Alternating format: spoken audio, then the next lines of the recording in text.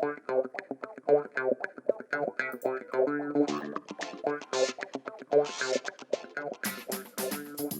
you know that Gamescom is the world's largest gaming event, with its 370,000 visitors and 1,037 exhibitors, all from 56 different countries? You're listening to the Xbox Hub Podcast, the official podcast of the TheXboxHub.com. For the latest Xbox news, reviews, videos, and opinions, make sure you visit TheXboxHub.com. But for now, settle down, get comfy, and open your ears for some podcast delights.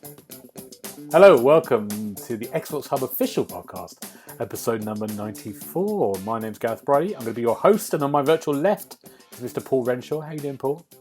I'm doing very well, thank you, Gareth. How are you? I'm good, thank you. And on my virtual right is Mr. William Cariana. How you doing, William? I said your name wrong again. It's Caruana. That's no worries. I'm doing terrible. Good. Good. William's from Canada. Paul's from... Where are you from, Paul? I currently reside in Nottinghamshire, but I'm from the fine county of Lancashire. Lovely. I've just been to Somerset. I literally just come back now before we did this podcast. I've been for the weekend, part of work. Yeah, very nice down there. Now, we're going to do a Gamescom special. That's why we're here. We're going to be talking all things Gamescom. So we're going to talk through some of the games. And Gamescom happened a few days ago. Generally, it wasn't a real thing. It was an online thing. And we had three kind of major shows, didn't we? We had the Xbox One that happened first of all. We had the opening night, and then we had the indie one. What was your overall? We could talk about the games, but what's your overall feeling? Do you think they did it well compared to the other things? Do you think it was a success? Paul, what's your thoughts? My thoughts. I think I'm actually quite a fan of this whole kind of virtual thing. The whole kind of COVID restrictions and stuff, because you can't get that many people on there waffling on for so long, so you get to see more games trailers and more gameplay. I think I actually prefer it this way round, if I'm honest. Okay. You like that kind of just that? I like the whole, rather than let's talk to this fella who, did a bit of colouring in the background of a game. Let's see more of the action. That's what I like. I like action. Right, okay, good. William, what about what's your thoughts about this Gamescom, particularly? So of the three shows, I missed Awesome Indies because there was the Future Games show running around the same time, and that one was okay. The Xbox show I thought was pretty decent for an inside Xbox, but I think the problem is at least somewhat they were hyping it up like it was an E3. I saw more ads for it than E3. I can't say it was E3 worthy. Yeah. And then Opening Night Live was pretty good. I think it was a lot better this year than it was last year. It had some bigger announcements, some bigger updates. I think two of the three platform holders and Xbox and Sony showed up in some meaningful ways this time around. So, yeah, no, I thought that was a good show. Yeah, I think I'm a bit more meaner than this, but I think you're both absolutely right. I think I really enjoy these online shows. I thought the Xbox one was. I think you're absolutely right when you said it was like an inside Xbox monthly thing or a bi-monthly thing where they've done rather than a show stuff, because there wasn't that much stuff there to show, and they built it up too much, I think. And they which we talk about, I mean, they saved one of their big ones for the next night. So. And also, I made a note. I think it annoyed me at some point, because I made a note at one point. I said, I think there should be a rule that we're not allowed to talk about games after a year they've been out. Because if I see another thing for Sea of Thieves, I'm going to cry. And a Borderlands themed ship. That applies to both of them. Yeah.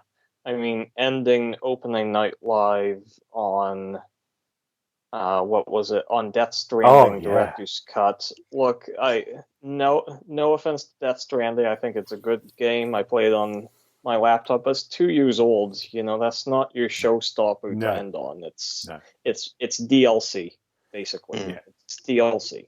I think that's the problem. I think the problem with the opening night, I really liked the opening night, and I think it was better than last year. I think it really peaked really early. And then towards the end, it just tailed off. And like you said, having Death Stranding, like you said, some extra missions and jetpacks and a few racing tracks, that's not an end game show. I mean, I think there's a thing that we know that's underneath this, which becomes more and more. It's like we know next year and the year after 2023 is going to be when we're going to see a lot more games.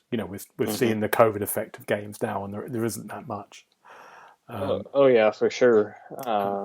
Bunch of delays on Sony's end, and then through Microsoft, a lot of their stuff, Fable, Proof of Dark, Avowed seem to be 2023. Yeah. So, yeah. But, there's some really good stuff, and like I said, the opening night, and there's lots of great indies. So should we just slowly talk through some of these games? Just before we do that, sorry, Paul. Yeah. Can I just mention one thing that for the opening night live in particular, I thought was a bit weird, and that was the Games Awards for games that aren't out yet. Yeah. Yes. I mean, how can you have an award for a game that you haven't seen? Yeah. I mean, I was sat there going, yeah, Elden Ring wins for PlayStation, yay! Has anybody actually played Elden Ring yet? Has anybody seen it? How can it possibly win an award? If it was called Most Anticipated, brilliant. But it wasn't. It was Game of the Show 2021 or whatever it was. And I was like, this is ridiculous. Yes, I didn't like that. Well, the way it works is they get 10 minutes of game footage to go over, and they pick their favorites. It's supposed to be like best of the show for E3. The problem is, for E3, the footage that they judge on is the footage that we actually get to see. And for Gamescom, you have to pay a fee to submit games to it. So PlayStation just didn't submit any games. And so all of their nominees were Bandai Namco games for some reason. Mm-hmm. And then for Microsoft, it seems they only submitted Halo and Age of Empires. So it wasn't even a fair fight. It's like, congratulations, Halo won because they didn't put Forza or Starfield or Redfall up there. Like, yeah, it won with the competition fighting with its hands and legs bound. Like, yeah. And the funniest one was Nintendo Switch went, and the nominees are Just Dance and what was it? And the Mario game. There was two of them. Again, It was just Ubisoft games, wasn't it? Yeah. So yeah. Yeah, bonkers. Yeah. Anyway, I'm with you there, Paul. We'll draw a veil across that, but yeah, I thought that was silly. Yeah. Very weird, isn't it? Well, let's put it this way: last year's winner for best PlayStation game was Cyberpunk, which not only was a game with a Microsoft marketing deal, but the state that thing launched in on PS4 in particular. They pulled it from the store. Up until now. Yeah, they pulled it from the store, and it won Best PlayStation Game. So, wow. Fingers crossed Elden Ring launches a bit better. Eh? Yeah. It should do. I mean, because it's from software in it, and they're pretty good. Yeah. So I like their track record. Let's put it that way. Let's talk games. We're just doing this. Let's talk games. Yeah. The big one, which was a kind of big reveal, which we knew about because it got leaked that very day, was Halo. And we had the Halo. We've got a date for the campaign and for the multiplayer, which launch at the same time. And that's December the 8th. I'm not written this down. It is. Yeah. And we had a little kind of... We didn't see any campaign because they said they're concentrating on just getting the campaign ready for that date. But we saw a little trailer they had, which is like a CGI kind of trailer for the multiplayer, didn't we? A little story trailer for that. It's coming, December the 8th, before the end of the year, right at the end. What do we think? Now, Paul, I know you're not so excited about Halo, if I remember right. Yeah, I'm not a Halo guy. Yeah. I mean, off the back of all the hype, I downloaded the MasterChef collection again. and I've started playing it again and again. I find it stupid that, I'm playing the first game and I want to aim down sights at these bad guys and I can't. And I find that really annoying. I mean, I'm sure it's, for reasons within the gameplay, but I just can't get excited about Halo. I mean, I liked the trailer that we saw. I thought the story was quite good. The little girl that they rescue that grows up to be this big, tough Spartan and so on and so on. But yeah, it's very much on my kind of, I might play it because it's on Game Pass list, but I'm not going to be getting excited about it. Fine, Paul, that's fine. Sorry. No, that's good, that's fine. I think a lot of people do have that. William, what about you? Are you a Halo fan? You are, aren't you? I am a Halo fan, Yeah. and I'll say this: I liked what they showed off. The date is a bit of a bummer because that means it's ineligible for the Game of the Year awards this year. It means that it's missing the 20th anniversary, and then the big one is it's coming in the middle of my finals, so I'm not even going to be able to play it for the first week. I mean, look, I think it's pretty clear that's coming in hot now. They've cut co-op campaign for launch. They've cut Forge for launch. I just hope it's good. The multiplayer tech test was good. Yeah. So good, really good reports and stuff I've seen. It's really good.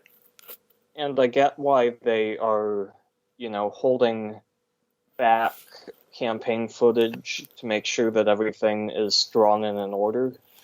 But I also think it raises the question now of if this is coming in December, that's a year and a month's delay, and it's still going to be missing things at launch, and we still haven't seen the campaign and everything. What was the state of this game going to be last year? I don't really want to think about that, but I hope it works out. Do you know what I think it was, the state of the game? I think it was fine on the Series X. I just don't think it was fine on the Xbox One. And that wouldn't surprise me. And I think they were like going, it just doesn't work on this, and that's why they pulled it. And I think even now they're kind of going, how do we get this to, work on both? So I think that's they've seen Cyberpunk, haven't they? The chaos of that, trying to, like I reviewed Cyberpunk and it was great on the Series X. It was fine. Oh, I didn't review it. Did you review it? Oh no, I did review it, and it was fine. But, you reviewed it. But the Xbox One is the nightmare. So it was like, that's my feeling, that's my thoughts. But yeah, no, I agree. It's going to be. I've played every Halo game. I've enjoyed them. I kind of enjoy the multiplayer for a while, till I get beaten a lot. But yeah, it's it's good. It does feel like you're right. I do feel like they're kind of pushing the envelope a little bit. They're right up to the wire. Yeah. So fingers crossed. Yeah. Yeah. So let me ask you two then, as resident sort of Halo fans, do you think that December the 8th is a good date, or should they delay it in order to get the co-op and the Forge and everything else ready? I mean, I realise it's 20 years of Xbox and Halo and everything this year, so they really want to push for it this year. But if it's not ready, if it's going to be half a game, is that a good thing?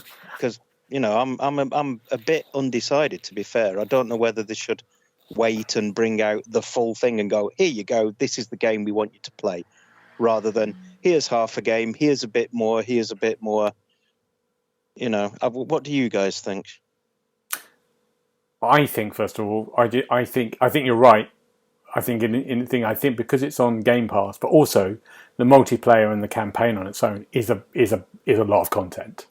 It's a huge amount of content, and like Forge and co-op campaign are almost extras. So there would be other games they might look at models who would have done that anyway, who would have announced put their campaign and added their multiplayer later or added their co-op later on anyway. So in comparison to the olden days when they used to release the whole thing with all those features on, it doesn't look great, but I think there's lots going on there. I'm not too worried about that. Okay. Yeah, I think it's hard to fully decide if it's incomplete or not, because supposedly the reason that they're delaying the co-op, for example, is because this campaign is so much bigger and it's open world and they're doing all these new things. And ultimately, I think what matters is that the game has to be polished and it needs to be good. And this puts all the more pressure on, the campaign, for example, to be good, because now they can't just sit back and go, oh, well, it looks... I had fun with friends at least. Well, if you can't play with friends for co-op in the campaign, that's no longer an excuse. But yeah, I think ultimately you have to get the game out at some point. I'm sure from Microsoft's point of view, they've delayed this a year and 1 month after giving this 5 years already of development time, so 6 years. That is twice the Halo development cycle. They have basically paid for 2 Halos to get 1 Halo. So you have to get it out at some point. It's tough. Yeah. Mm-hmm. Well, we'll see. Come December the 8th. But before that, we have Xbox's other big hitter, which we saw a little bit more, Forza Horizon 5. Yay. We saw a big chunk of this finished the Xbox conference, didn't it? Mm-hmm. Paul, you can lead with this. Hey. Yeah, this is yours. Well, now, Forza Horizon 5. So basically we saw like the first, is it 8 minutes of the game or whatever, where you're introduced to the maps and you're introduced to some of the cars by parachuting them out of planes, which I thought was quite entertaining. It went sort of full on Fast and Furious movie moment there. But, we were introduced to the cars that are going to be on the cover, the AMG 1, I think it is, and the Ford Bronco. And I've got to say that AMG just looks amazing. That car just looks fantastic. The way the little louvers on the wheel arches open as it drives along and stuff. I was like, yeah, I'm liking that a lot. If it was in blue, it would have been perfect. But we'll take red. It's fine. And just the scale of the maps looks fantastic. Drive into that huge, great dust storm and screaming through the jungles, and I was sat there going like I may have squeaked involuntarily a few times, going yeah, So proper fanboying over this one, and I just can't wait. Yeah, William, you excited about this? November 5th, which is the day for the VIP version early access. It cannot come sooner. This game looks amazing, just graphically and visually and gameplay wise. The audio as well, it's just... Yeah, it's good. Playground just keeps finding a way to top themselves. It looks amazing. And they revealed that little controller as well, which seems to be dividing people. I like it. I ordered it. It's looking... I remember you two arguing about that on the chat. As I said on the chat, it looks like a unicorn has vomited. I was just wondering about the actual if there was a actual festival of racing, they all appearing. Do you think the actual festival itself was quite boring? Because you're just basically having a sort of party on the side of a road. Yeah. Yeah. So it wouldn't be any of that. I would be just out driving. Yeah. Good. So it looks great. It looks fantastic. Really looking forward to it. It's going to be brilliant. I'm going to move us on to Elden Ring, because we saw some interviews and saw some extra bits and some more images. I was doubting this was going to arrive in January, but after Gamescom, I think it is going to come in January now. I can't see this being delayed. And Paul, you're a Souls person, aren't you? I think William probably is as well. Yeah. So and I've dabbled and I really love them, and I sort of get to a point where maybe sometimes I give up, but I'm going to completely commit to this one and give this a go. All the way through. I've got to say, I would pay to see you playing a Souls game on one of your Let's Plays. That'd be awesome. Do you know what? I think I had to review one at one point, and I did do quite a lot. But it does look great. I mean, it looks fascinating, doesn't it? There's some... Paul, there's some new... How does it differ from the other Soul games? It's more open world, is that right? Yeah, it looks more. But again, all you've got to go off is like the trailers and the few sort of gameplay things. But Souls have always been quite open world. That's been one of the selling points. You can go and fight the bosses or whoever in whatever order you want to.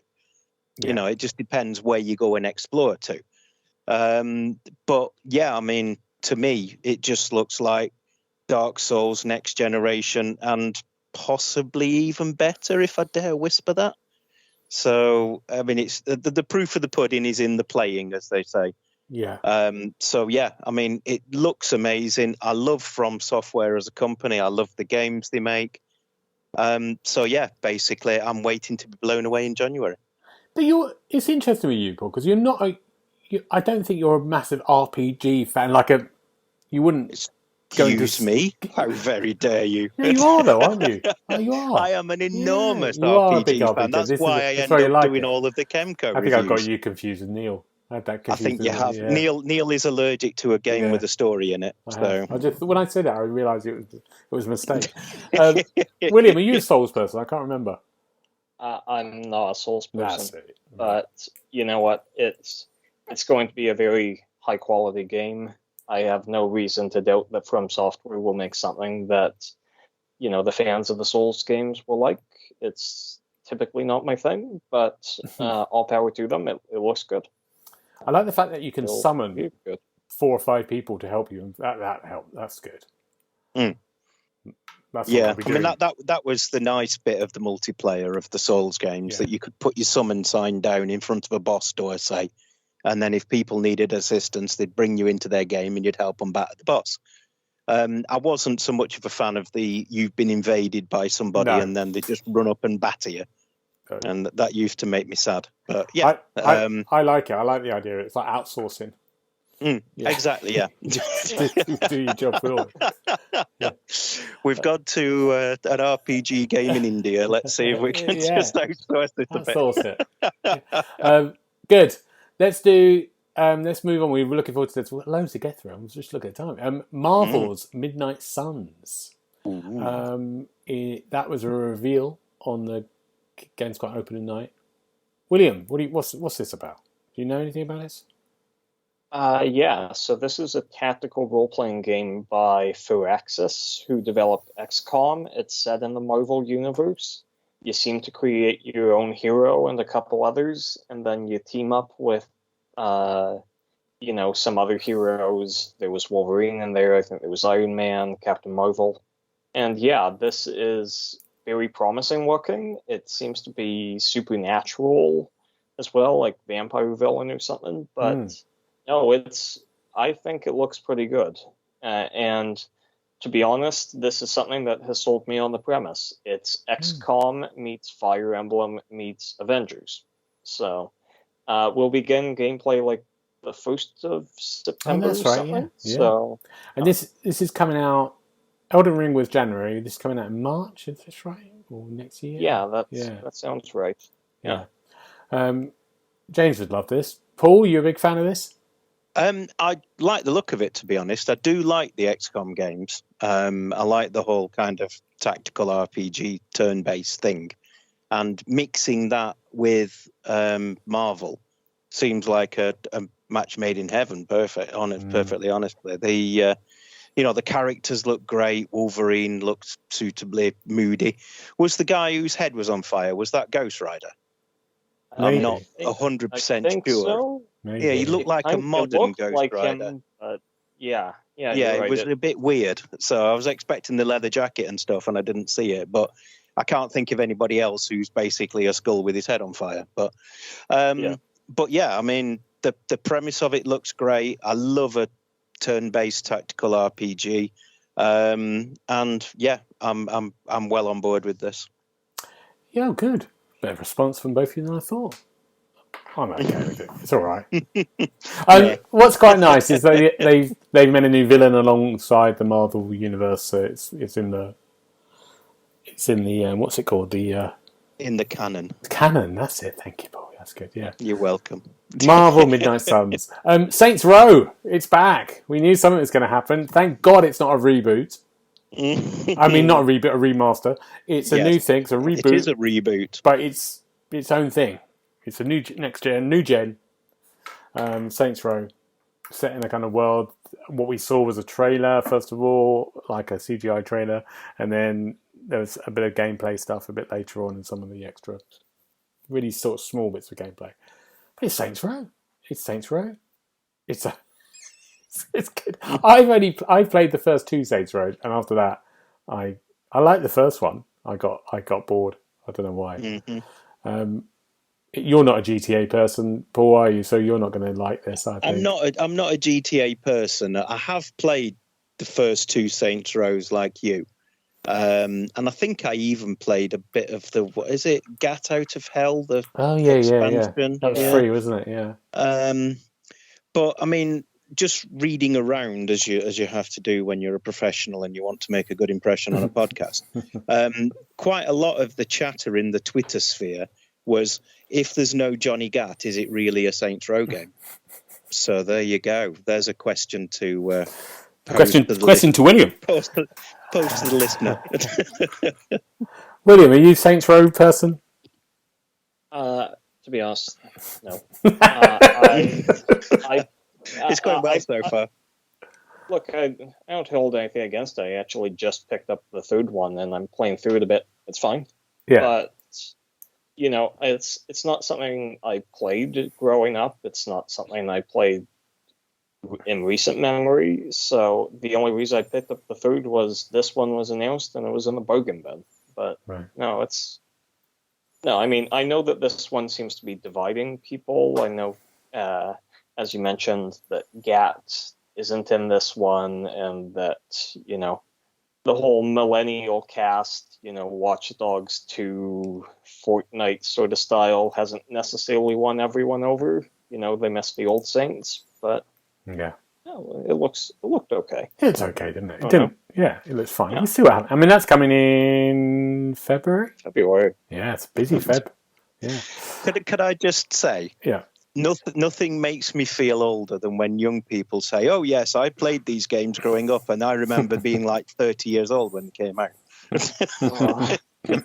That makes me feel very sad. But thanks, William. Cheers. Yeah, okay. Well, not to worry, I can make you feel old again, because I'm sitting back going, Starfield's out next year, and that's Elder Scrolls 6 after. So by the time Elder Scrolls 6 is out, let's think this through. I'm going to be 26, 27 years old. I was 12 when Skyrim came out. 20. I waited more than half my life for that bloody game. Jeez. So, wow. Yeah. Wow. There'll be 5 more releases of Skyrim before that anyway. So yeah. Oh yeah, for sure. PlayStation people, Horizon Forbidden West. We had a kind of like an announcement from the developer. Just said, look, COVID's been bad. We've quite honest, this is happening, but we're going to release in Feb 2022, and you can start your pre-orders now. So that was it, really. There's some more kind of gameplay stuff out there as well. You can see, which we already see. It looks beautiful. I'm a big fan of it, and I'm looking forward to playing it. I mean, it's good when they kind of say a date and they announce it. You're going to go, yeah, great, fine, because February isn't long away. It makes sense. It's a bit of a shame that they had to delay it a couple months, but they added 60 frames per second to the original, which is great. Yeah. The one thing I will admit that was odd was the guy comes out. This news had leaked out by Jason Schreier and Jeff Grubb like a month ago. But this guy comes out, the game director, whatever. He's like, "We've got exciting news to share with you. COVID's been bad and the game's been delayed." It's like, I think we have different definitions of exciting news. Yeah, he did, didn't he?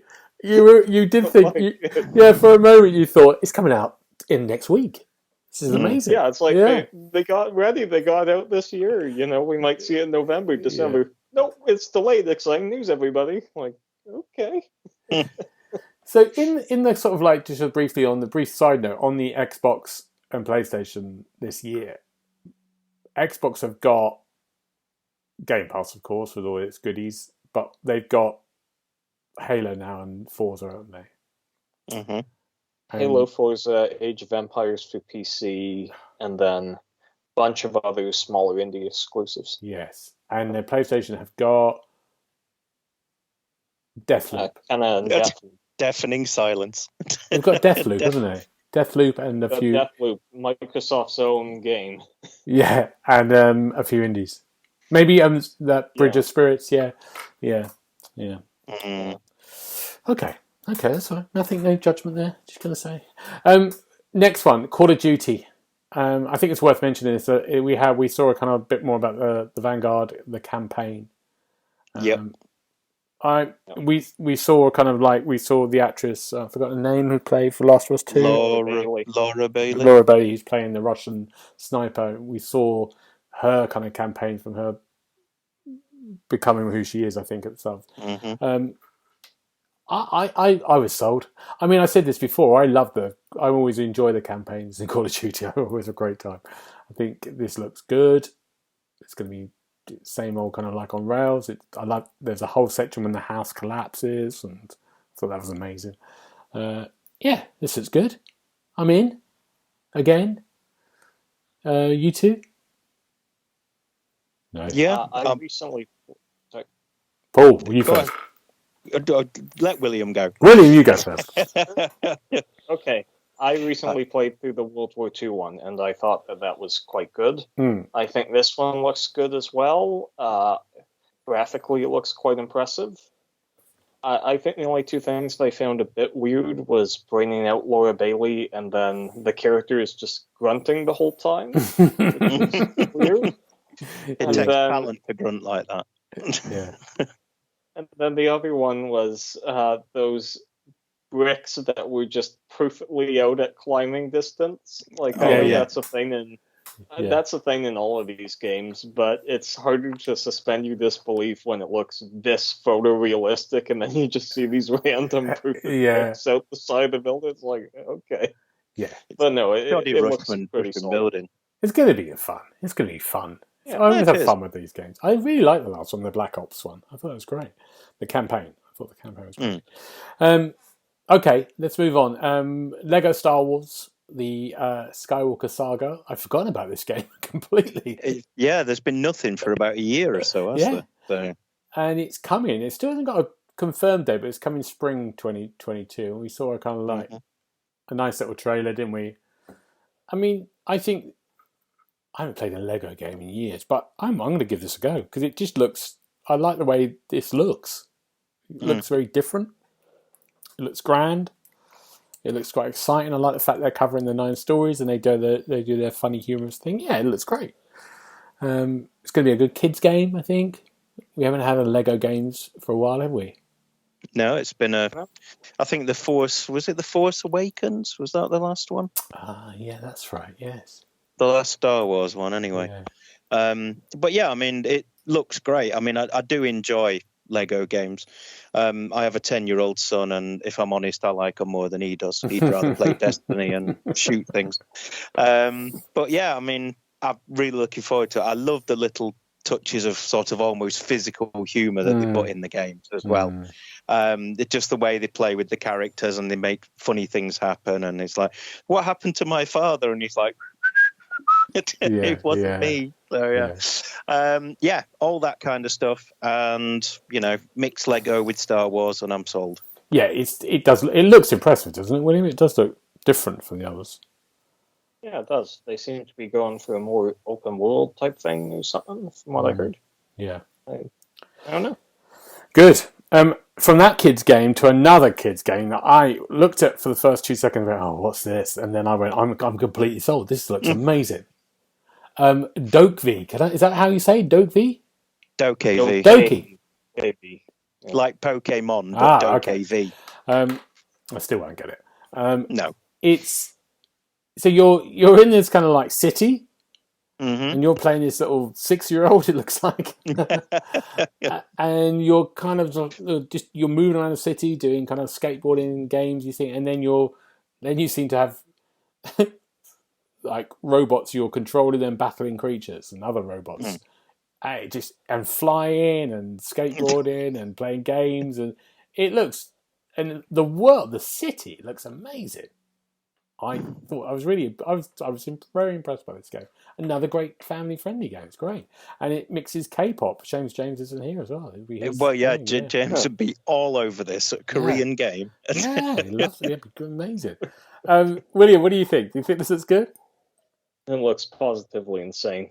Like, we have these uncanny anime models in this hyper-realistic environment, and it's a Pokemon clone, but it's also an MMO, but it's also a K-pop dancing simulator. I'm like, this is nuts, but I also love the heck out of this, and from my understanding, it's free to play, so big surprise of the show. I knew nothing about this, and I left going, I'll give that a whirl. It's nuts, but it's my kind of nuts. Yeah. Paul, is your 10-year-old going to play this? Was it too old? I imagine so. Oh no, he loves Pokemon. He's just playing Sword and Shield on his Switch. He started a whole new profile on his Switch so he can start the game again. So yeah, he's playing them, and I imagine I didn't show him the trailer because he'd gone to bed when I was watching it, but I imagine that, I might have to kind of elbow him off the Xbox in order for me to get a go. You really want to play this, though? It will feel... I really do. It just looks, great. Like William says, it looks bonkers. Yeah. But, James would be all over this. Yeah. I imagine that the reason he's not here tonight is because he's watched this trailer and had to have a little lie down. Yeah. But yeah, it looks crazy, but it looks a good kind of crazy, and I can't wait.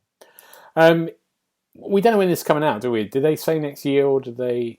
I think it was was it not 2023?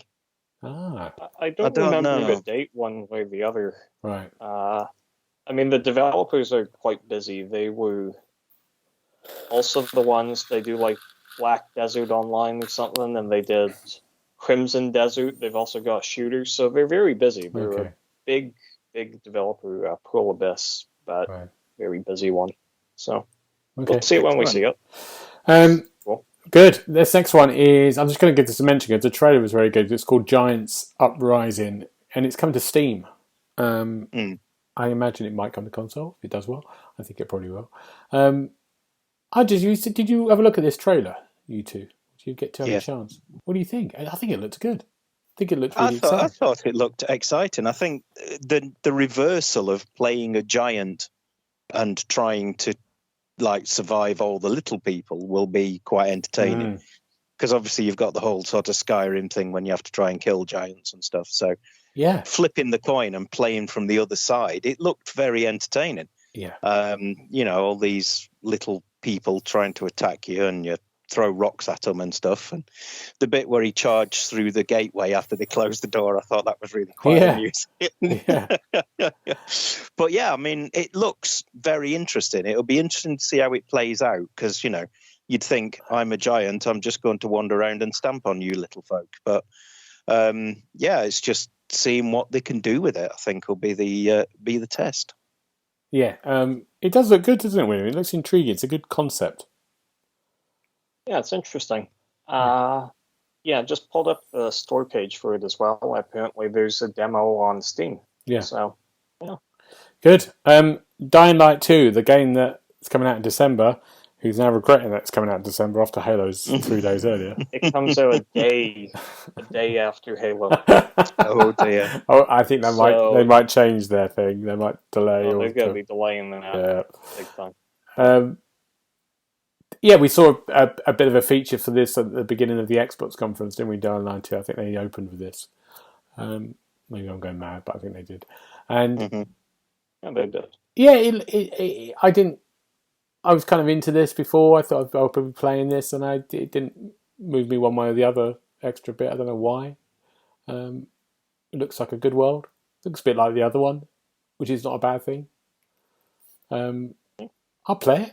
I'm playing it. I really like the other one. It didn't blow me away. I don't know why. It didn't get to me, this one. You two a fan? One of you a fan? I never played. Well, I played like 10 minutes of the first one.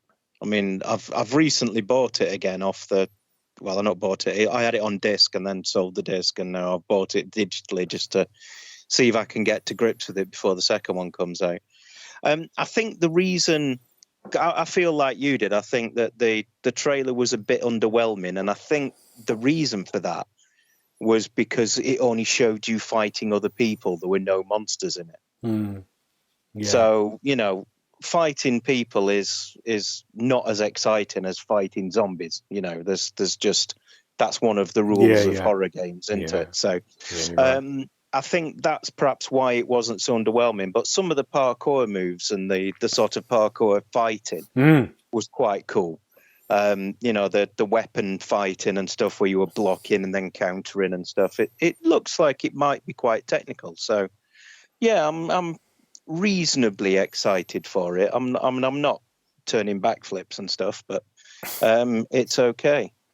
It's so Willie, do you think it might be delayed? Do you think they might delay it now? I would if I were them. I'm sitting back going. So correction to earlier. Apparently, it comes out the day before Halo. Sorry, literally, we were talking one day. I'm sitting back going. I was going to play it this holiday, but Halo is going to be a leech on my free time, so I'm not going to have time for this. It looks good. But I haven't played the first, and I don't know. Yeah, I feel bad for it. That's all I'll say. Yeah, because they cleared themselves from that market, didn't they? They thought December's a good time because there's not much that comes out in December. This happened last year, didn't it? When Cyberpunk suddenly went December and a game shifted. What game shifted? Had to shift their date. The Medium. That's right. Yeah, that's it. To give Cyberpunk some room. Yeah. Wow. This is for me more than you two. Jet the Far Shore, which is the game I'm really looking forward to playing on the PlayStation. That's coming out October. The 3rd, 2nd, 4th, one of the two. I love the look of this game. Even though we saw nothing new from what I've seen before. There didn't seem to be very much to it from what I could make out from the trailer. How dare you? I can't understand why you're so excited. It was like looking at there's no cars, there's no... I get a feeling for games, and this one's I got a feeling this one's going to be nice. I got a feeling this might be... I thought, is this going to be a PlayStation PSN Game of the Month for free? I wondered. It looks like it will, because it's the first Tuesday of the month, and those tend to be when PlayStation puts their free games out. So I think so. Yeah. This looks lovely. It just looks a bit like No Man's Sky. It has that kind of exploration thing. It's great. I love jetting around. That and Sable, similar kind of feel to me. Both are going to be very good. Xbox Cloud Gaming. How does it work? Yay. It's magic. I didn't realise anything. I sort of blank this from my head at all every time I hear it. Then when they sort of chatted about this coming as 4, and they said, so Xbox One players can play Series X games. Yep. Through their Xbox? Is that right? Mm-hmm. Yep. That's mad. It looks amazing. Wow. The best bit is you can play the games without actually having to physically install them on the Xbox. So you just stream them from the cloud. So, if you're not sure whether you like a game, you no longer do you have to wait 4 or 5 hours or whatever it may be to download it. You can just stream it, see whether you like it or not. And if you do, brilliant, download it. If not, move on, next game. So, yeah, I'm a massive fan of the cloud streaming for the PC because, that's how I spend my lunch times now at work. But, yeah, for being able to do it on the Xbox and being able to play Series X games on a Xbox One, I think that's just amazing. That's like a free upgrade almost. Yeah. Why would you get a Xbox Series X then? Because you want native gaming. There's still issues with latency. You're still at the beck and call of having a consistent internet connection, which isn't guaranteed, especially in other places. So, I mean, the way to view this is a great option if you can't find a system right now. It's great because, for example, there's still tons of Xbox 360 players out there. Not that this is coming to 360, but people will keep the older console around. Yep. And so I think I think this is a really good pro-consumer move, and I think it's important as well to realize that Microsoft is playing a completely different game now. Their games are on PC, their games are on Steam day one. They were doing this. They don't report sales figures for their consoles anymore for a reason. It's not like Sony and Nintendo where the amount of consoles they sell determines the health of their ecosystem. For Microsoft, Xbox is a platform, and this is another move towards this, which is huge. And just through benefits to the Series X players as well, not only are you still getting the best version of these, but now they are no longer held back by the Xbox One, So games like Starfield and Redfall don't have to be cross-gen the way that Horizon and the new God of War have to be to reach the PlayStation 4 player base. Starfield is completely, able to be the game that Todd wants it to be on the new platforms, and people who want to play it on the Xbox One can now play it. And it's great. It's a win-win-win. Mm-hmm. There is no downside. Good. Yeah. Well, thank you too. You sold that. You explained it to me. I like that. Next, Midnight Fight Express. Now I put this on because it's the one I like the look of this. I played it. It's a solo developer again, and it's just looks like just a punch-up game, doesn't it? Yep. Yeah. One person going through, kind of like a very indie kind of feel to it, almost like I'm trying to think of a game that's like this. Streets of Rage, maybe. You're looking Streets of Rage, Final Fight, that kind of thing. But it looked a lot more over the top than any of those. Some of the combat moves made me go, "Ooh, that's gonna smart in the morning." It looked like a mad action movie from the 80s, which I quite liked, and I really just enjoyed it. Yeah, it just looked when we were young. Yeah, I like the look of this.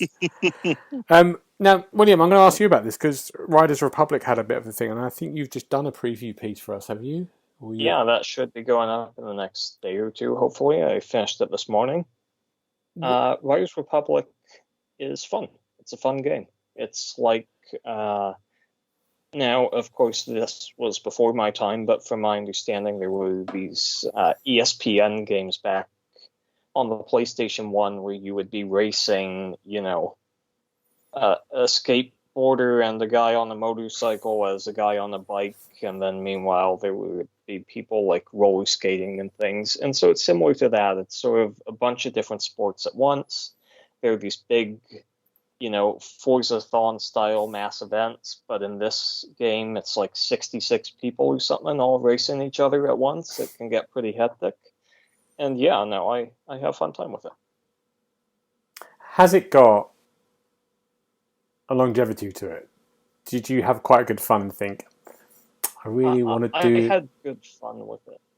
Okay. But the only thing is, it comes out a week before Forza Horizon 5, and they are kind of very similar games. They're going for similar things. And as much as I hate to say it, Horizon 4, one of the best games I played last generation. And Horizon 5 looks even better than that. So, unfortunately, I think on the Xbox side, at least, it's going to be losing out players to that. Cool, which is a shame. It was supposed to come out like February and then September. And I think we've had tons of breathing room there. But coming out like a week before Forza is a bit of a bigger ask. Yeah. I don't know. Paul, do you think there's an excitement for this? Do you think this is going to get people... Are you excited by it? Not in my house. There's no excitement for it. I've got to say, if I was given the choice of doing mass events on a push bike and doing mass events in a car, there's really only one way to choose. It's going to be Forza Horizon 5 for me. I mean, I realise that the two are not mutually exclusive, but I think I said this to you last time when we were talking about this game. It just doesn't grab me. It's just some game. Yay, great. Let's go and ride a bike down a mountain. Brilliant. Okay, done that. What next? I can't see that it's a game that I'm going to be playing, if I'm honest. It's just, I'm not down with all this kind of youth culture and dude and all this kind of stuff. It's just no, it's not me. No. Stick me in a car and I'm happy. Stick me in Lycra on a push bike and I'm not. So, Fair enough, Paul. simple as that. William, what's the jetpack bit like? Did you play that? Yeah, it's pretty decent. It's sort of like Pilot Wings, I guess. Right. You're flying through hoops, but it controls well, so it's not like Superman 64 or anything. Right. Yeah. I love all these current references for the kids. Yeah. Yeah. Pilot Superman Wings, 64, Pilot yeah. Wings, ESPN, PlayStation 1. Wow. Our listeners now very confused. He's thinking, are we listening to the Xbox Hub or is this like retro gaming? Yeah. This kid is 22, really? Good. Okay. Well, let's find out in October whether this is going to live or die. Now I put down here Scorn. Now the reason I put down Scorn is when the Game Pass, they're a little kind of like in the Xbox thing about what's going on with the Game Pass in the next few months, and then it went Scorn Fall 2021, and you went, really? We haven't seen anything of this game. It's still coming out, but there's nothing else. I just mentioned it in like a second. Yeah. And this is a Series X game. Yep. Is it coming? What's happening? Paul. When you sorry, Paul first. No, me first. Right. Yeah. Sorry. The only thing I was going to say was when you put it in the notes for the show that we were going to talk about Scorn, I thought, I don't remember seeing anything about Scorn. So I went and looked for trailers on YouTube and everything else. And the only thing I could find was from 2020, the one we'd seen before. So I thought maybe Gareth's just losing it, maybe he was going to pour Scorn on the idea of Riders Republic. I wasn't sure. But yeah, I mean, the thing, the trailer from before looks good. It looks very kind of suggestive, if I can use that word. There's much imagery there that Freud would have a field day with. But other than that, it looks interesting. And if it's coming out in fall 2021, I'll be all over it. I'll be very surprised. William, this isn't going to happen, is it? Maybe. I don't know. I'm looking forward to it whenever it comes out. But these aren't on our list, but to bring them up quickly as well, we got a quick look at the Gunk, and now that's confirmed for December. That was the other biggest exclusive. Yeah. And then Crossfire X, we got a look at that one as well at Opening Night Live. That one just says coming soon. It's apparently this year. Right. But, if we can get Scorn out this year, if we can get those two out this year, Bright Memory Infinite, that's the other one that was announced around the same time that we're weighing on. And that's pretty cool. That's a good and capper to the year. Yeah, with Halo and Forza. Yeah. Good. And Part Beyond. Now, the reason I put Part Beyond down there, Part Beyond was a game that was announced maybe on the Gamescom opening night.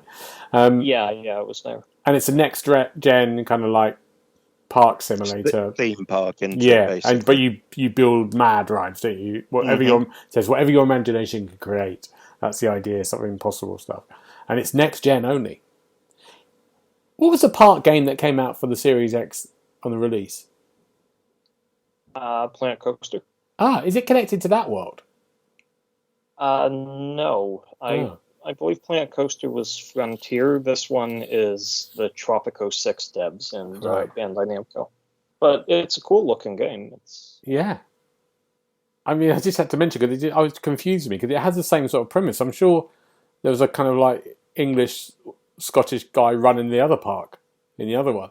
You're thinking of Jurassic Park. I'm sure it was. I'm sure there was someone running it. It had the same premise. Anyway, I'll have a look. Part Beyond. Did anyway, it look like Richard Attenborough? No, yes, it did. There were dinosaurs. Next gen, coming soon. Coming next year. And I'm just going to mention this first of all, because Xbox, and I said to you two on the chat, Crusaders Kings 3 is coming to Xbox next year. Now, the reason I'm saying that, and you, Paul, went to me, I don't care about this, but...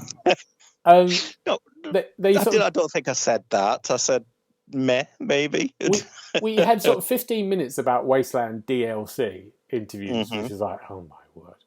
And Crusader Kings 3, when it came out on PC and Steam, it got a lot of 10s. Yeah. Oh yeah. And so that coming to Xbox and then doing a conversion as well, it should be a big deal, I think. Bigger than they kind of mention it. Do you think it'll work, though? Can you translate a God, game no. as complicated as that to a controller? No, it will. I think it will do. I've played Crusader Kings 3 on the PC. It's quite good.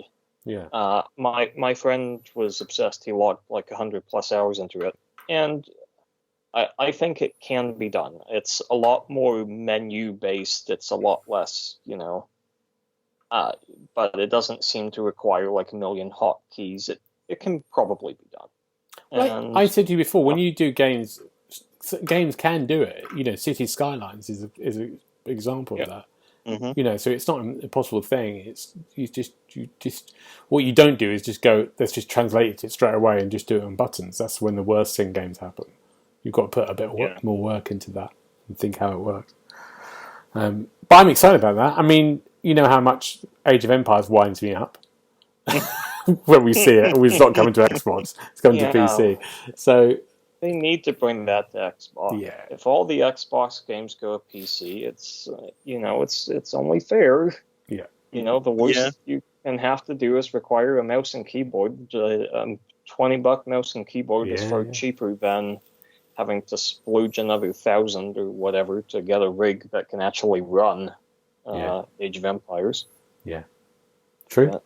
Yeah. Mm-hmm. Yeah, yes, good point. Now, before we go, Jenna, is there anything I missed that you want to talk about? Paul, have you got one? Serial Cleaners from the indie showcase. I reviewed the very first serial cleaner game way back when I was writing for a different site. And I loved it. It was fantastic. It was such a strange game. You're playing as a cleaner with a lovely... Well, in the original game, it was kind of a 70s vibe. And you were going around hoovering up bloodstains and cleaning up crime scenes. You get rid of corpses by putting them in a chipper or throwing them to alligators and stuff.